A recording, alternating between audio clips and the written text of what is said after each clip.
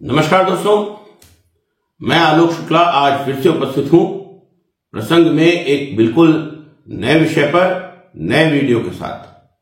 आज हम भारत में बढ़ती हुई बेरोजगारी और लाचार शिक्षा व्यवस्था से मुक्ति के लिए कौशल विकास की नई राहें खोजने के बारे में चर्चा करेंगे। पर आगे बढ़ने के पहले मेरी चैनल को सब्सक्राइब जरूर कर लीजिए और बेल आइकॉन भी दबा दीजिए ताकि आपको हर नए वीडियो का नोटिफिकेशन तुरंत मिलता रहे। रोजगार के आंकड़ों के बारे में भारत सरकार PLFS या पीरियोडिक लेबर फोर्स सर्वे की रिपोर्ट जारी करती है। वर्ष 2022-23 की रिपोर्ट के अनुसार भारत में जहां सामान्य बेरोजगारी की दर 3.2% है, वहीं शिक्षित बेरोजगारी की दर 7.3% है। 15 से 29 आयु वर्ग में तो बेरोजगारी की दर और भी अधिक अर्थात 10% है। एबीपी लाइव की खबर के अनुसार वर्ष 2024 में IIT पास करने वाले 38% युवाओं को रोजगार नहीं मिला है। PLFS ये भी पता लगाता है कि रोजगार में जो बढ़ोतरी हुई है वो मुख्य रूप से स्वरोजगार के क्षेत्र में ही है। नौकरियों में कोई खास बढ़ोतरी इस अवधि में नहीं हुई है। इस तथाकथित स्वरोजगार से लोगों की आमदनी इतनी भी नहीं हो पाती है कि वो ठीक प्रकार से अपना जीवन यापन कर सकें। दरअसल बेरोजगारी से भी अधिक चिंता इस बात की है कि सरकार की अपनी रिपोर्ट के अनुसार हमारे पढ़े लिखे युवा रोजगार पाने के योग्य ही नहीं है। इकोनॉमिक सर्वे 2023-24 के अनुसार भारत के लगभग 51% स्नातक ही रोजगार पाने की काबिलियत रखते हैं, शेष रोजगार पाने के योग्य हैं ही नहीं। इस बारे में इंडिया टुडे में छपी हुई रिपोर्ट देखिए। यदि वर्तमान में देश में कम रोजगारों का सृजन हो रहा होता तो हम आशा कर सकते थे कि सरकार अधिक रोजगारों के सृजन की नीतियां बनाकर बेरोजगारी का हल निकाल सकेगी, लेकिन यहां तो हमारे स्नातकों को शिक्षा ही ऐसी दी जा रही है जिससे वे रोजगार के काबिल ही नहीं बन रहे हैं। तो हम रोजगारों के सृजन से नहीं बल्कि शिक्षा और कौशल प्रशिक्षण की गुणवत्ता बढ़ाने से ही इसका हल निकाल सकेंगे। वर्ष 2017 में इंडिया टुडे में छपी खबर को देखिए। इसमें एसोचैम के हवाले से कहा गया है कि भारत के 93% MBA रोजगार पाने योग्य नहीं है। वर्ष 2018 में टाइम्स ऑफ इंडिया में छपा था कि टेक महिंद्रा के CEO ने कहा है कि 94% IIT स्नातक रोजगार देने योग्य हैं ही नहीं। आज भी इस दशा में कोई विशेष बदलाव नहीं हुआ है। कैंपस प्लेसमेंट के लिए आने वाली अधिकांश कंपनियों के लोगों का कहना है कि उन्हें अपनी कंपनियों के लिए आवश्यक कौशल जानने हेतु लोगों को फिर से प्रशिक्षण देना पड़ता है, जिसमें काफी समय और धन का व्यय होता है। दूसरी तरफ एक अनुमान है कि देश में लाखों की संख्या में ऐसे रोजगार उपलब्ध हैं जिनके लिए योग्य उम्मीदवारों की कमी है। टीम लीज के अनुमान के अनुसार लगभग 300 मिलियन रोजगार विभिन्न क्षेत्रों में उपलब्ध हैं, परंतु योग्य उम्मीदवार न होने के कारण ये नौकरियां खाली हैं।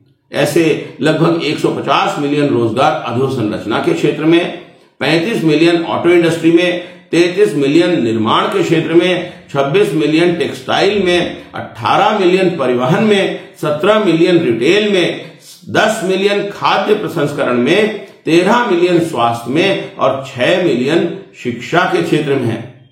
इन सारे जॉब्स के लिए जिन कौशलों की आवश्यकता है वे कौशल प्राप्त लोग आसानी से नहीं मिलते। इसे तकनीकी भाषा में स्किल मिसमैच कहा जाता है और ये मिसमैच भारत में बढ़ता ही जा रहा है। वीबॉक्स इंडिया प्रतिवर्ष इंडिया स्किल रिपोर्ट के नाम से एक रिपोर्ट निकालता है। वर्ष 2024 की रिपोर्ट के अनुसार भारत में केवल 52.25% इंजीनियरिंग स्नातक ही रोजगार के योग्य पाए गए हैं। सबसे अधिक 68.44% सूचना प्रौद्योगिकी में थे, जबकि सबसे कम 54.31% सिविल इंजीनियर थे। आपको ऐसी खबरें अक्सर पढ़ने को मिल जाती होंगी कि इंजीनियरिंग पास युवक चपरासी की नौकरी के लिए आवेदन कर रहे हैं। शायद यही कारण है कि देश में बहुत से इंजीनियरिंग कॉलेज बंद होने की कगार पर हैं और इंजीनियरिंग की पढ़ाई में लोगों की रुचि कम हो रही है। वीबॉक्स के ही सर्वे के अनुसार बीए, बीएससी और बी फार्मा स्नातकों को भी रोजगार आसानी से नहीं मिल रहे हैं। वीबॉक्स के इस नक्शे में आप विभिन्न राज्यों में रोजगार पाने की काबिलियत वाले लोगों का प्रतिशत देख सकते। जब प्रधानमंत्री कौशल विकास योजना शुरू हुई थी तो यह माना गया था कि इस योजना से हम अपने युवाओं को रोजगार पाने योग्य कौशल दे पाएंगे, लेकिन यह आशा पूरी नहीं हो सकी। इस योजना के पहले चरण में प्रशिक्षण प्राप्त करने वाले लगभग 18% लोगों को ही रोजगार मिल सका। दूसरे चरण में यह संख्या बढ़कर 22% हो गई, लेकिन अभी भी इस योजना में रोजगार के अवसर देने वाले प्रशिक्षण न के बराबर ही हैं। दरअसल इस मिसमैच का कारण हमारी लचर शिक्षा व्यवस्था ही है। हमारे देश में लगभग 1168 विश्वविद्यालय हैं। इसके अतिरिक्त 45,473 कॉलेज और 12,002 उच्च शिक्षा संस्थाएं हैं, परंतु इन शिक्षा संस्थाओं की गुणवत्ता के बारे में कम ही कहा जाए तो अच्छा होगा। विश्व की मानी हुई QS रैंकिंग में भारत का कोई विश्वविद्यालय पहले 100 में नहीं है। IIT मुंबई की रैंक 149वीं है। IIT दिल्ली 197वें रैंक पर है। Indian Institute of Science Bangalore 225वीं रैंक पर, IIT खड़गपुर 271वीं रैंक पर, IIT कानपुर 278वीं रैंक पर, IIT मद्रास 285वीं रैंक पर और दिल्ली यूनिवर्सिटी 407वीं रैंक पर है। यही कारण है कि जिन लोगों के पास पर्याप्त धन और संसाधन है वे विदेशों में पढ़ना पसंद कर रहे हैं। द पाई में अभिषेक नायर की स्टोरी के अनुसार सरकार ने राज्यसभा में बताया है कि वर्ष 2024 में लगभग 13.5 लाख भारतीय विदेशों में पढ़ रहे हैं। वैसे सच तो यह है कि बहुत सारे भारतीय विद्यार्थी दलालों के चक्कर में फंसकर विदेशों से ऐसी डिग्रियां भी हासिल कर रहे हैं जिनकी रोजगार के बाजार में कोई पूछ नहीं है। विदेशों में पढ़कर भविष्य बनाने की चाह युवाओं को इन दलालों के जाल में फंसने के लिए मजबूर कर देती है। मैं आपको एक मजेदार वीडियो दिखा रहा हूं जिससे ये बात साफ हो जाएगी कि यह आवश्यक नहीं है कि विश्व के सर्वश्रेष्ठ विश्वविद्यालय में भी आप सही कौशल सीख सकें। हार्वर्ड विश्वविद्यालय के स्नातकों से जब बैटरी और तार की सहायता से एक बल्ब को जलाने के लिए कहा गया तो अधिकांश स्नातक बल्ब को नहीं जला सके। ये वीडियो YouTube की चैनल सिंपली एक्सप्लेन्ड पर Creative Commons attribution licence reuse allowed के अंतर्गत उपलब्ध है। वीडियो का लिंक मैं डिस्क्रिप्शन बॉक्स में दे रहा हूं। वीडियो देखिए और मजा लीजिए। Do you think you can light a bulb with a battery and a wire? Battery and wire? Well, yes, why not? Okay. Definitely. Okay, can you do that? The interesting part about the batteries and bulbs question is that people always predict that they can do it. Students say, of course I can do this. Any hints I should have here? Teachers say, of course my students can do this. Ow! Do you know why that didn't work? I have no idea. Battery could be dead, the bulb could be bad, I'm hooking it up totally incorrectly. I'm not an electrical engineer, I'm a mechanical engineer. But if I had to guess, I would say it's operator error. Okay. I know it's possible, but I don't know how to do it. It's only after failing that you begin to get upset with the question and think, well, maybe it's a trick question, maybe this has something to do with manipulating the wires, they couldn't hold all the wires together. You don't have a current if you only have one wire, you need to complete a closed circuit. But that's not the case. Oh, well, if I do it with a little light bulb, I just do this. Bharat में उच्च शिक्षा के संस्थान 3 प्रकार के हैं। पहली श्रेणी में IIT या IIM जैसे वे संस्थान हैं जिनमें प्रवेश पाना केवल टॉपर्स के लिए ही संभव है। इनमें प्रवेश के लिए प्रतिवर्ष लाखों लोग प्रतियोगी परीक्षाओं में बैठते हैं, परंतु इनकी सीटें इतनी कम होती हैं कि अधिकांश का चयन इन संस्थानों के लिए नहीं हो पाता। दूसरी श्रेणी में वे सरकारी संस्थाएं हैं जिन्हें अपेक्षाकृत अच्छी गुणवत्ता का माना जाता है और इनकी फीस भी कम होती है। इन संस्थाओं में भी कट ऑफ बहुत अधिक होता है। पिछले कुछ वर्षों से दिल्ली विश्वविद्यालय के अनेक कोर्सेज के लिए कट ऑफ 100% तक जा रहा है। साधारण छात्र छात्राओं के लिए इनमें प्रवेश की आशा नहीं होती। इसके बाद नंबर आता है निजी विश्वविद्यालयों और कॉलेजों का, जो मोटी फीस लेकर कम नंबर पाने वाले विद्यार्थियों को भी प्रवेश देते हैं। इनकी संख्या पिछले कुछ वर्षों में काफी बढ़ी है। इनकी गुणवत्ता साधारण है, इन संस्थाओं के साथ सबसे बड़ी कठिनाई ये है कि ये संस्थाएं बहुत बड़ी संख्या में ऐसे कोर्स शुरू कर देती हैं जिनकी मांग उस समय रोजगार के बाजार में दिख रही होती है, परंतु कुछ ही समय में इन विषयों के इतने स्नातक पैदा हो जाते हैं कि आपूर्ति मांग से ज्यादा हो जाती है और मोटी फीस देकर डिग्री पाने वाले अधिकांश विद्यार्थी जब तक पढ़कर पास होते हैं उस कोर्स में रोजगार की मांग समाप्त हो जाती है। यह भी ध्यान देने वाली बात है कि बहुत से सरकारी विश्वविद्यालयों में फैकल्टी और यहां तक कि कुलपति की नियुक्ति तक राजनीतिक और अन्य प्रभावों से होती है, जिससे इनकी गुणवत्ता पर बुरा असर पड़ता है। इसी तरह निजी विश्वविद्यालयों पर रेगुलेशन बहुत कम है और इन्हें आसानी से पॉपुलर कोर्सों में सीटें बढ़ाने की अनुमति मिल जाती है। भारत के एजुकेशन सिस्टम से फ्रस्ट्रेट हुए एक युवक ने कैसे इस फर्जी शिक्षा व्यवस्था से मुक्ति का मार्ग खोजा, इस बारे में एक बहुत इंटरेस्टिंग कहानी YouTube की channel Chandan Institute of Education CIOE पर Creative Commons attribution licence reuse allowed के अंतर्गत उपलब्ध है, जो ये बताती है कि परीक्षा पास करके डिग्री हासिल करना ही सब कुछ नहीं है। नए कौशल सीखकर आप अपने मन का काम कर सकते हैं और अपनी मनपसंद फील्ड में रोजगार भी पा सकते हैं। आप भी ये वीडियो देखिए, वीडियो का लिंक मैं डिस्क्रिप्शन बॉक्स में दे रहा हूं। जरूरी है।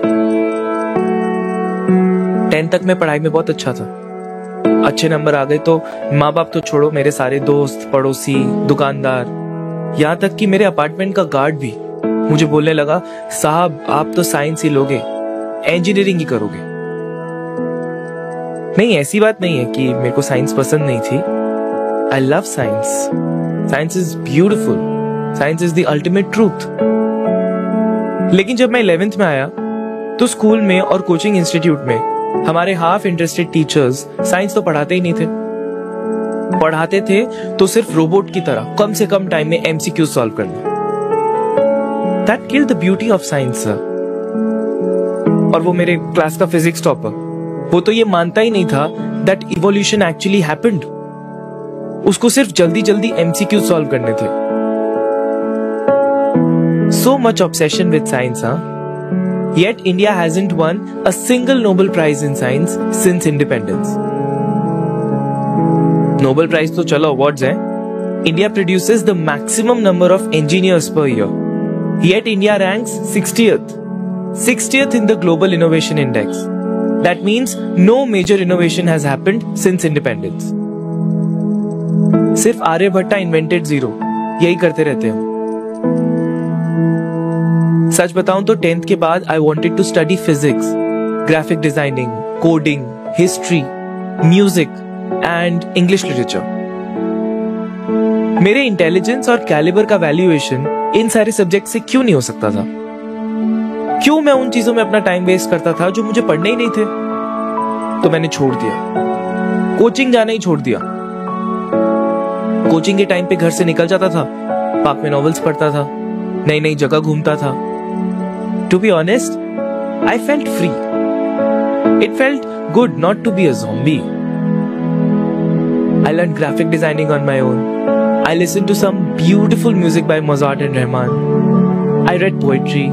I taught myself Python. And I read some amazing write-ups on various topics of physics. मैं एक बड़ा कदम ले रहा हूँ। I'm dropping out. नहीं, इसलिए नहीं कि स्टीव जॉब्स, बिल गेट्स और मार्क ज़करबर्ग ये लोग सब ड्रॉप आउट्स हैं। इसलिए भी नहीं कि मुझे ड्रॉप आउट का टैग कूल लगता है, और फेल होने की फ्रस्ट्रेशन तो बिल्कुल भी नहीं है। Dear Indian education system, I am dropping out simply because you do not make any sense. नाम के लिए तो हमने नई शिक्षा नीति लागू कर दी है, परंतु आज भी हमारा पाठ्यक्रम पिछली सदी का ही है। पाठ्य पुस्तकों का नवीकरण नहीं हो रहा है, फैकल्टी पुराने जमाने की है और पढ़ाने के तरीके भी नए नहीं हैं। आज भी हमारी शिक्षा में जोर नया सीखने पर नहीं बल्कि परीक्षा पास करके डिग्री लेने पर है। नए और खुले विचारों को हमारे विश्वविद्यालयों में प्रश्रय मिलना तो दूर, ऐसे विचारों को बुरा माना जाता है। व्यवस्था का प्रश्न खड़ा करने वाले विद्रोही करार दिए जाते हैं। सच तो यह है कि हम ये सोचने के लिए तैयार ही नहीं हैं कि शिक्षा की इस व्यवस्था में हम कहां पर पिछड़ रहे हैं। बस विश्व गुरु का तमगा अपने सीने पर खुद ही लगाकर अपने पर ही मोहित हैं। इसका नतीजा यह है कि हमारे अनेक विश्वविद्यालयों की डिग्रियां रद्दी की टोकरी में फेंकने लायक हैं। आश्चर्य की बात नहीं है कि विदेशी कंपनियां तो दूर, हमारी अपनी कंपनियां भी भारत के स्नातकों को रोजगार के योग्य नहीं मानती हैं। सुंदर पिचाई और सत्या नाडेला जैसे गिने चुने भारतीयों पर हमें गर्व अवश्य करना चाहिए, क्योंकि उन्होंने दुनिया में भारत का नाम बढ़ाया है। पर इसके साथ ये सोचने की भी आवश्यकता है कि भारत के बहुसंख्यक स्नातक इनके जैसे क्यों नहीं बन रहे हैं। हमें अपने युवाओं को कौन से कौशल देने होंगे जिनसे वे विश्व के रोजगार बाजार में रोजगार पाने योग्य बन सकें, इस पर विचार करना ही होगा। YouTube की चैनल थिंकप्रेन्योर पर उपलब्ध इस वीडियो में देखिए किस प्रकार कौशल डिग्री से अधिक महत्वपूर्ण है। इसी वीडियो में मशहूर फिल्म अभिनेता आमिर खान बता रहे हैं कि सर्टिफिकेट की तुलना में वास्तविक कौशल होना अधिक महत्वपूर्ण है। वीडियो का लिंक मैं डिस्क्रिप्शन बॉक्स में दे रहा हूं। धीरूभाई अंबानी, विराट कोहली, आमिर खान, नरेंद्र मोदी, ये सब हमारे इस करंट एजुकेशन सिस्टम के ट्रैप में नहीं फंसे। तो फिर वो कागज का मायने कुछ होता नहीं है। तो मैंने उसको जवाब में 2 सवाल पूछे। मैंने बोला उसको कि भैया आपको क्या लगता है मैं अच्छा एक्टर हूं? उसने बोला हाँ, देश भर में आप सब लोग मानते हैं आपको, आप अच्छे एक्टर हैं। मैंने उससे कहा कि भैया मेरे पास कोई सर्टिफिकेट नहीं है जो कहता है कि मैं अच्छा एक्टर हूं। मेरे पास कोई कागज नहीं है जो मुझे बोलता है कि मैं अच्छा एक्टर हूं। मैंने फिर उससे एक सवाल पूछा कि मैंने सुना आप बहुत अच्छे कटर हैं। आपके जो बॉस मुझे बताते हैं कि आप उनके मेन कटर हैं और आपकी बड़ी इज्जत करते हैं। आपके पास कोई पर्चा है, सर्टिफिकेट है जो मुझे बताता है कि आप कटर हो? उसने बोला नहीं सर। वर्ल्ड इकोनॉमिक फोरम की future of the jobs report के अनुसार क्लर्क, निजी सहायक, बैंक टेलर, कैशियर, टिकट जारी करने वाले, डेटा एंट्री ऑपरेटर, इस तरह के जॉब्स बहुत जल्दी खत्म होने वाले हैं। इनके स्थान पर अब आर्टिफिशियल इंटेलिजेंस, मशीन लर्निंग, पर्यावरण विशेषज्ञ, बिजनेस इंटेलिजेंस एनालिस्ट, सुरक्षा, सूचना, अपरंपरागत सौर ऊर्जा जैसे क्षेत्रों में रोजगार का विस्तार होगा। डिजिटल लर्निंग, ई कॉमर्स, उन्नत कृषि, organic farming, internet of things, robotics, drone प्रौद्योगिकी जैसे क्षेत्रों में रोजगार के अवसर बढ़ेंगे। इस रिपोर्ट के मुताबिक एनालिटिकल थिंकिंग या विश्लेषण करके निष्कर्ष पर पहुंचने की क्षमता और क्रिएटिव थिंकिंग या रचनात्मक सोच वर्ष 2025 के सबसे महत्वपूर्ण कौशल हैं और दुनिया के सबसे अच्छे जॉब्स उन्हीं को मिलेंगे जिनमें ये कौशल हैं। इस रिपोर्ट में 2025 के जो 10 सबसे महत्वपूर्ण कौशल बताए गए हैं उन्हें आप इस चित्र में देख सकते हैं। इस रिपोर्ट के अनुसार वर्तमान में काम आने वाले 44% कौशल अगले 5 वर्षों में बेकार हो जाएंगे और यदि इन कौशलों के आधार पर काम करने वालों ने नए कौशल नहीं सीखे तो वो बेरोजगार हो जाएंगे। ये दुनिया का नियम है कि प्रौद्योगिकी के बदलने के साथ बिजनेस भी बदलता है और बिजनेस करने का तरीका भी बदलता है। पुराने कौशल बेकार हो जाते हैं और नए कौशलों की मांग बढ़ती है। किसी समय की टॉप कंपनियां आज बंद हो चुकी हैं। कोडक एक समय विश्व की सबसे बड़ी कंपनियों में एक थी। डिजिटल फोटोग्राफी ने कोडक पर ताला लगा दिया। संगीत के बाजार में आज विनाइल के रिकॉर्ड तो दूर की बात है, कैसेट टेप और सीडी भी देखने को नहीं मिलते। जमाना ऑनलाइन म्यूजिक स्ट्रीमिंग का है। बॉर्डर नाम की फिल्मों के वीडियो कैसेट किराए पर देने वाली कंपनी एक समय बहुत बड़ी हुआ करती थी, जो आज बंद हो चुकी है और लोग ओटीटी प्लेटफॉर्म पर स्ट्रीमिंग के द्वारा फिल्में देख रहे हैं। टेलीफोन के पीसीओ और इंटरनेट के साइबर कैफे आज देखने को नहीं मिलते। एक समय जो चलन में था वो आज बंद हो चुका है। इसी प्रकार आज जो बड़ा बिजनेस है, कल ये जरूरी नहीं कि वो भी बना रहे, वो समय के साथ बदलता ही जाएगा और जो व्यक्ति समय के साथ बदलेगा नहीं, नए कौशल सीखेगा नहीं, वो नष्ट हो जाएगा। आज आवश्यकता इस बात की है कि हमारी शिक्षा व्यवस्था में आमूल चूल परिवर्तन करके रोजगारोन्मुख कौशल सिखाने पर जोर दिया जाए। इसके लिए सरकार और विश्वविद्यालयों को बिजनेस और कंपनियों के साथ बैठकर उनकी आवश्यकताओं को समझना होगा, जिससे उनकी आवश्यकताओं के अनुरूप कोर्स डिजाइन किए जा सकें और कंपनियों को वो कर्मचारी मिल सकें जिसकी उन्हें आवश्यकता है। अभी अधिकांश कॉलेज और विश्वविद्यालय कंपनियों के साथ केवल प्लेसमेंट के लिए संपर्क करते हैं। जरूरत इस बात की है कि पाठ्यक्रम का निर्माण भी रोजगार देने वाली कंपनियों के साथ मिलकर किया जाए, जिससे प्लेसमेंट के समय उन्हें सही कौशल वाले लोग मिल सकें। आशा करना चाहिए कि देश के कर्ता धर्ता नई शिक्षा नीति में इस संबंध में विचार अवश्य करेंगे। ऐसा हुआ तभी हम भविष्य में अपने युवाओं को अच्छा रोजगार देने की आशा कर सकते हैं, नहीं तो डिग्रियां रद्दी कागज के टुकड़े बन जाएंगी। तो आज इतना ही, फिर मिलेंगे बहुत जल्दी एक नए विषय पर एक नए वीडियो के साथ। नमस्कार।